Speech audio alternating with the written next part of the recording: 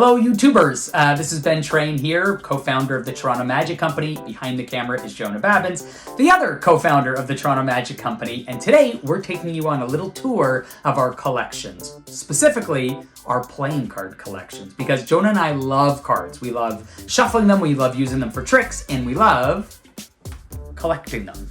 So this is a portion of my card collection. These ones are all open. These are my sort of day-to-day playing cards, and I sort of switch them up all the time, but today I'm going to take you on a little tour and show you 3 of my all-time favorite decks. Starting with, it's right over here, I kept it off camera, this one, which you may have not seen before. This is called the Offthewall playing cards. It was produced by Art of Play, and I love this deck of cards for a bunch of different reasons. First, I think that these cards are incredibly beautiful and cool looking.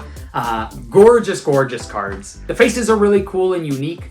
But what the Buck Twins and the artists have done is really quite spectacular.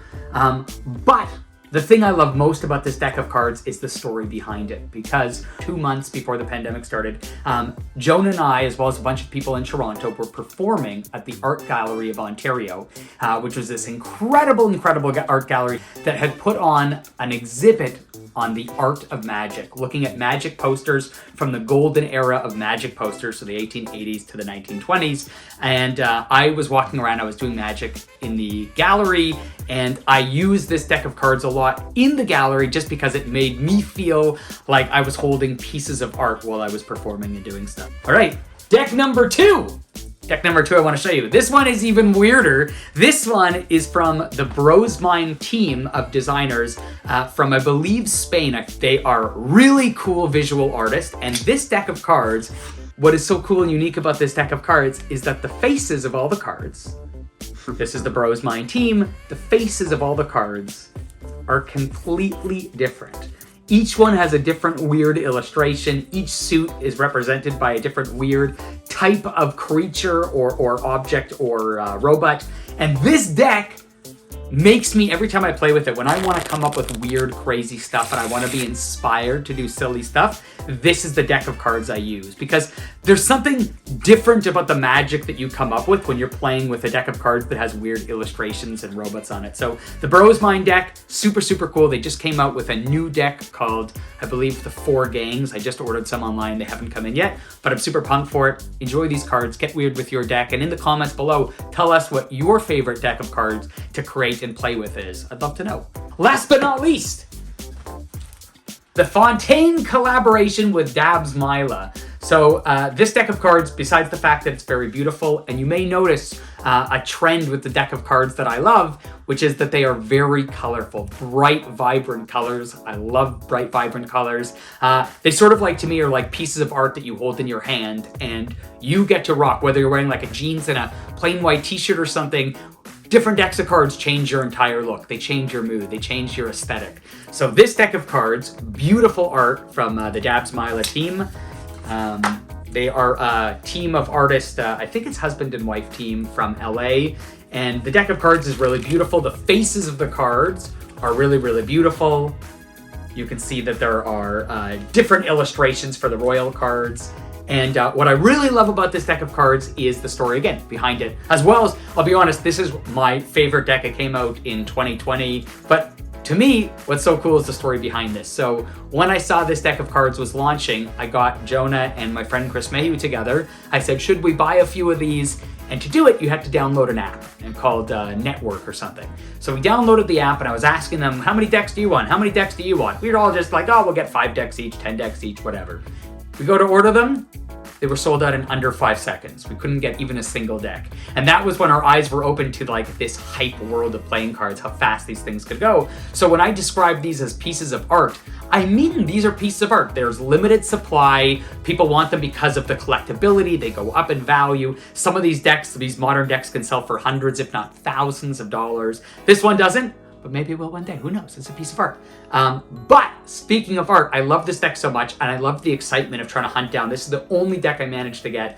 Chris Mayhew got it for me for my birthday, or for Christmas, actually. And I liked it so much that when Myla released some of their art, I got one of the pieces, which we'll cut to right now. Here you can see it on the wall.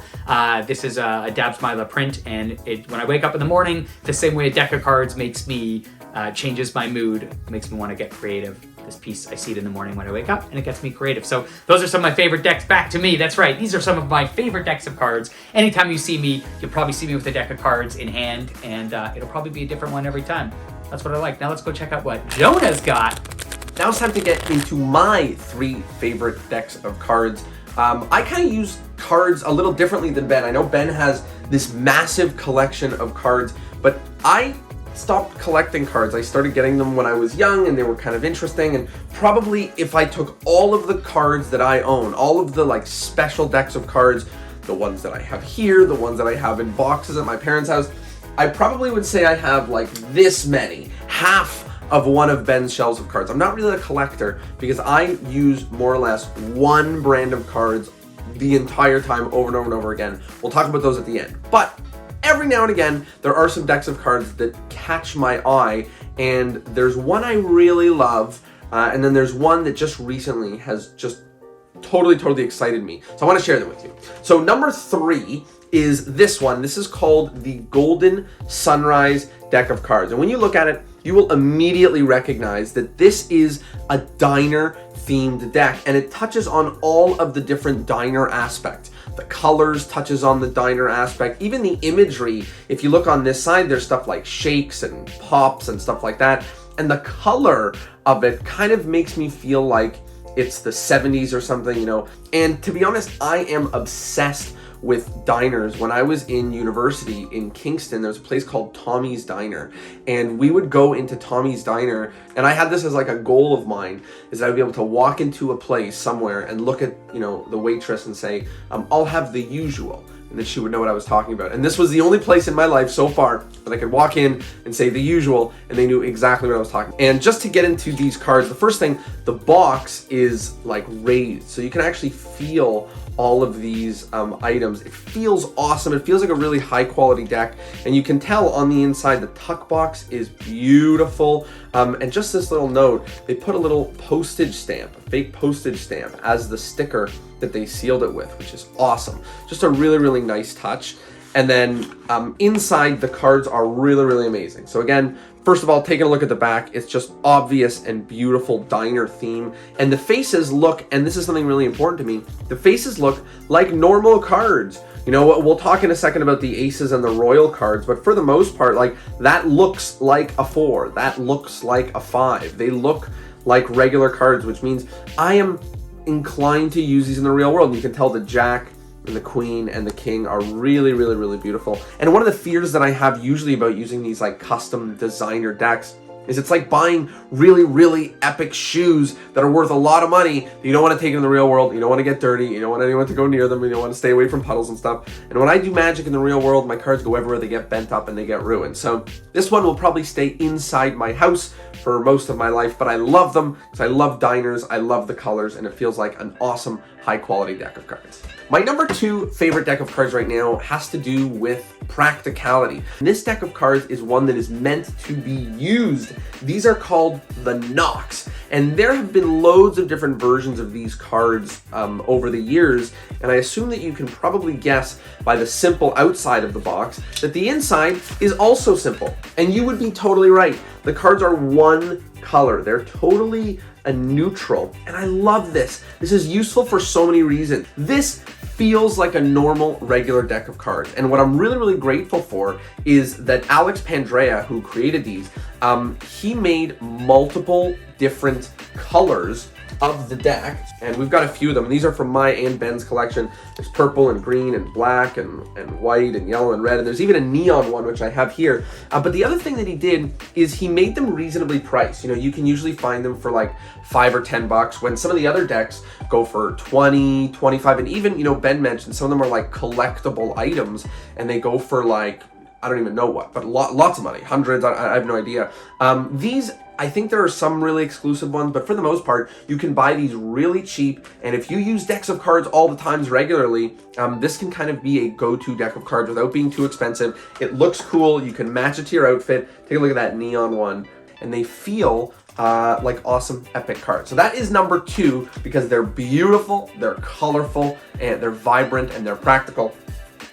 Now let's talk about number 1. This is my number 1 favorite deck of cards. I've been alluding to it the whole time, and you probably know, it's because this is the deck of cards that I use day in and day out. I use it every day. You know, now we're performing mostly virtual, so a deck of cards lasts longer. But out in the real world, like, I would go through about a deck of cards a day if I was performing. Now it's about a deck of cards a week.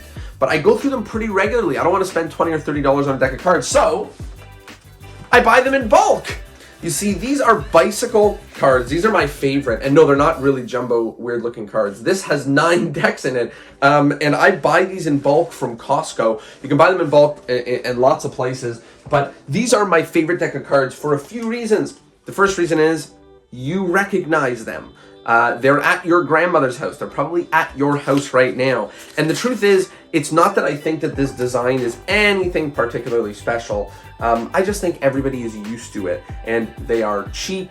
Most of the other decks of cards are made to feel as close to this as possible, because this is like what decks of cards have felt like for a very, very long time. And I love the way they look. I love the way they feel. And to be honest with you, I just love how this, when you think of a deck of cards, you may actually be thinking of this, a red or blue bicycle deck. And for me to do Magic with something that other people feel like is around them, to me it feels kind of natural. It feels like I'm doing Magic with an everyday object and not a special object. And for the most part, because they're cheap and readily available, and I go through them like crazy, and I would hate to see a deck of cards like this destroyed in a day or 2 days or something else like that. This, I don't really care. If it gets destroyed, throw it out, buy another one. It's a couple bucks, and I love it. So those are my 3 favorite decks of cards. As you can tell, I'm a little more practical and a little bit less artsy than Ben is, but I'd love to know, what are your favorite decks of cards? There you have it. Who knows what your deck collection looks like? Maybe you are a gargantuan collector like Ben. Is that a fat joke? No, oh yeah, a gargantuan collector. But I meant you collect a lot. But thank you. Maybe you're a gargantuan collector, or maybe you're like me, you got like a few in a drawer that you don't open very many. Or maybe you just use bikes. We want to know, what kind of cards do you use? Do you use cards, or are you just a coin magician? Let us know, and we'll see you next week. Bye.